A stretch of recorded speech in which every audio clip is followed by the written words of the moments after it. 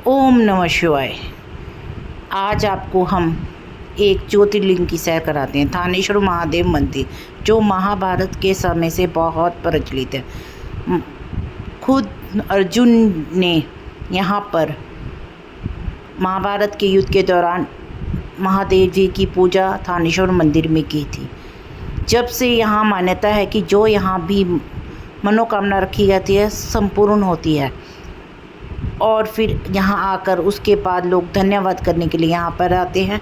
इस तरह से यहाँ की मान्यता इस प्रकार से प्रचलित है।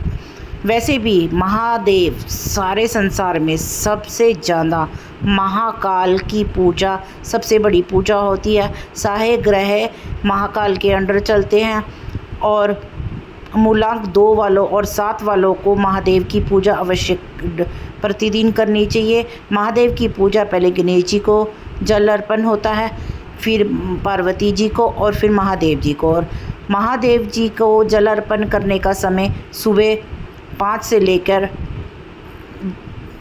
प्रातः 11 बजे तक आप जल अर्पण कीजिए। शाम को महादेव जी को जल अर्पण नहीं किया जाता है, केवल विशेष परिस्थितियों में शाम के समय जल अर्पण किया जाता है, जैसे शिवरात्रि का समय हो।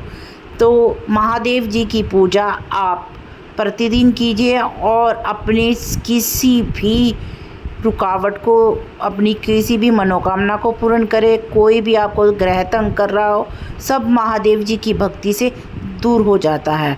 और मूलांक 7 वालों को और मूलांक 2 वालों को विशेष रूप से महादेव की पूजा जरूर करनी चाहिए। और जिस पर भी शनि का साया हो, शनि की 7.5 चल रही हो, शनि तंग कर रहा हो, उसे भी महादेव की पूजा करनी के स्वयं शनि ने भी महादेव जी की पूजा कर बहुत बड़ा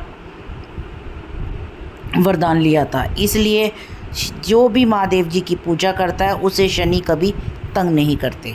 और दूसरी बात, आपके जीवन में आप प्रतिदिन महाकाल की पूजा कीजिए और साल में एक बार किसी भी ज्योतिर्लिंग के दर्शन अवश्य करिए।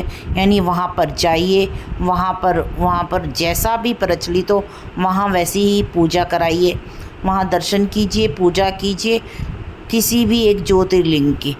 भारत में बहुत सारे ज्योतिर्लिंग हैं और जिनकी दर्शन मात्र से आपकी सभी मनोकामनाएं पूर्ण होती हैं और आपके जीवन में स्वास्थ्य बना रहता है और आपका कोई भी काम नहीं रुकता। महाकाल की पूजा करने से कोई भी काल आपको तंग नहीं करेगा। सारे ग्रह महाकाल के हिसाब से चलते हैं, महादेव जी के प्रताप से चलते हैं। महादेव जी की पूजा करने के लिए महाशिव परिवार को पूरी तरह से पूजा किया जाता है। और आप किसी भी ज्योतिर्लिंग पे जाएंगे, अगर वहाँ पर संभव हो सके तो आप वहाँ पर रुद्राभिषेक भी करा सकते हैं। अगर वहाँ पॉसिबल नहीं है तो आप अपने मूलांक 2 वालों और मूलांक 7 वालों को वर्ष में एक बार रुद्राभिषेक अवश्य कराना चाहिए और किसी भी ज्योतिर्लिंग की अवश्य दर्शन करिए। हम सभी मूलांक वालों को साल में एक ज्योतिर्लिंग की अवश्य दर्शन करना चाहिए।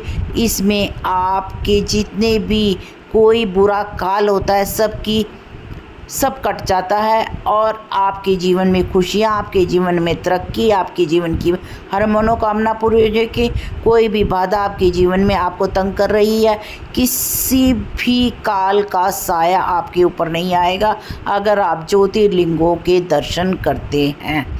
इसलिए साथियों, मेरे से आपसे गुजारिश है, अपने बच्चों में, अपने बड़े बुजुर्गों को भी दर्शन कराइए। अपने बच्चों में अभी से आदत डालिए कि किसी भी प्रकार से महादेव की पूजा कीजिए।